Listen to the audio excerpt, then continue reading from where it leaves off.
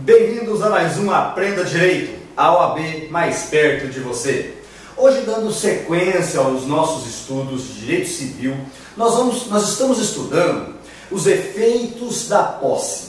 Nós já vimos o efeito da posse em relação à proteção possessória e hoje nós vamos estudar o segundo efeito, o efeito da posse sobre os frutos. O efeito da posse sobre os frutos. Primeira coisa que nós temos que fazer é a diferença, o que é fruto e o que é produto. Tá? Os dois são acessórios, tá? De alguma coisa maior. Fruto são aqueles acessórios que se renovam periodicamente. Tá? Então, para exemplificar de forma bem simples, tá? A banana é um fruto que se renova periodicamente. A manga é um fruto que se renova periodicamente. Ok? É claro que esses aí são frutos naturais. Agora pode ser frutos civis. Por exemplo, eu tenho um apartamento e eu alugo o apartamento. Ok? Esse aluguel que eu recebo são frutos civis, que se renovam periodicamente. Todo mês eu vou receber. Ok? Isso são frutos, tá? Diferente de produtos, Produtos também é um acessório, mas um acessório que não se renova, É um acessório que vai chegar um momento e que ele vai se extinguir, vai acabar. Então, por exemplo, petróleo ele é um produto, Está lá explorando o petróleo, chega uma hora que acaba o petróleo, tá? Porque é um produto, não é um fruto. Então essa é a diferença básica entre frutos e produtos, tá? O efeito da posse que nós vamos ver aqui é sobre os frutos, Quais são os efeitos da posse em relação aos frutos, ok?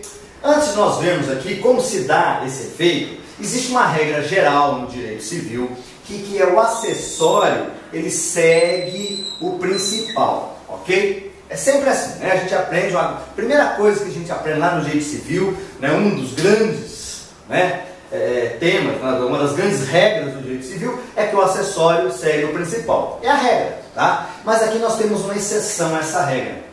Exatamente nesse tema, no que tange, sobre os efeitos da posse sobre os frutos. Qual exceção é essa? Tá? É o seguinte, nós já estudamos a classificação da posse e nós já vimos o que é posse de boa-fé e o que é posse de má-fé. Isso vai ter uma influência direta em relação aos frutos, ok? Ao efeito da posse em relação aos frutos, beleza? Tá? Então vamos imaginar, o possuidor de boa-fé, aquele cidadão que foi lá, adquiriu a posse de um imóvel, sem saber que o antigo possuidor o tinha adquirido de forma violenta, por exemplo. Tá? Ele foi lá, adquiriu sem saber, ou seja, ele é um possuidor de boa-fé. Aquele imóvel, por exemplo, está rendendo frutos. Sejam frutos civis, porque alugou, sejam frutos naturais, porque ele estava com plantação, ou já tinha ali uma plantação de frutas, por exemplo, que ele está se beneficiando. Ele está lá recolhendo aqueles frutos. O que a lei determina, o Código Civil, sobre os efeitos da posse sobre os frutos do possuidor de boa-fé? O possuidor de boa-fé, ele tem direito aos frutos enquanto ele saber que está, enquanto ele não sabe a origem da posse, enquanto ele está de boa-fé. Ou seja, ele tem uma plantação de laranja, ele comprou um sítio, a posse de um sítio onde é uma plantação enorme de laranja. Ele está ali comercializando, colhendo a laranja, vendendo a laranja.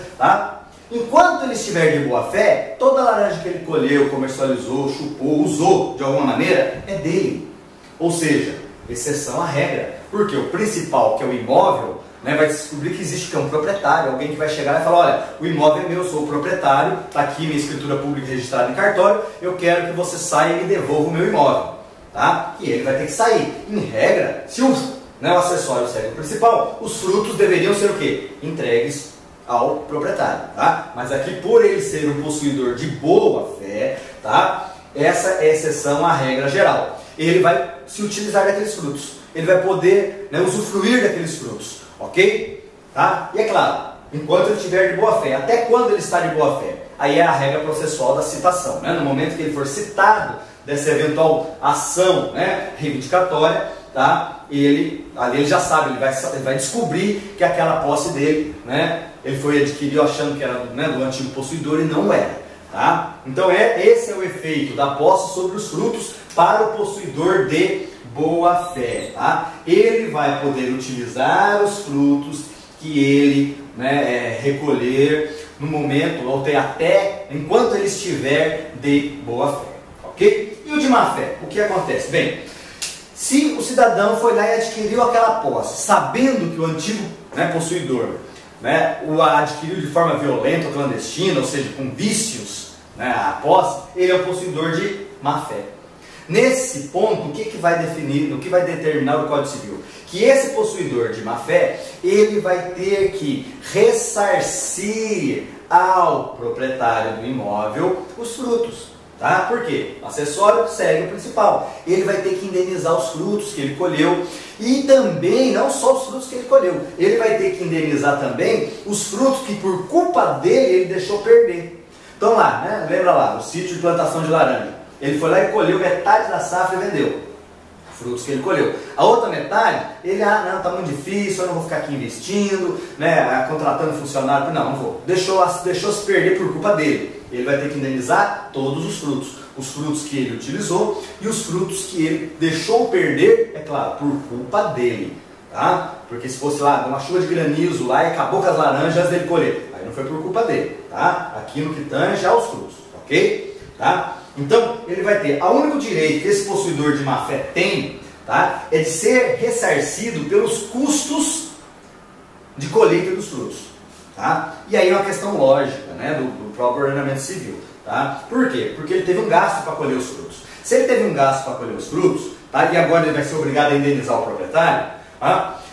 Seria injusto ele ter que indenizar e ele arcar com a colheita dos frutos. Por quê? Porque o proprietário teria que um enriquecimento sem causa aqui, porque o proprietário não teve gasto nenhum para colher. Está sendo indenizado, mas não teve gasto.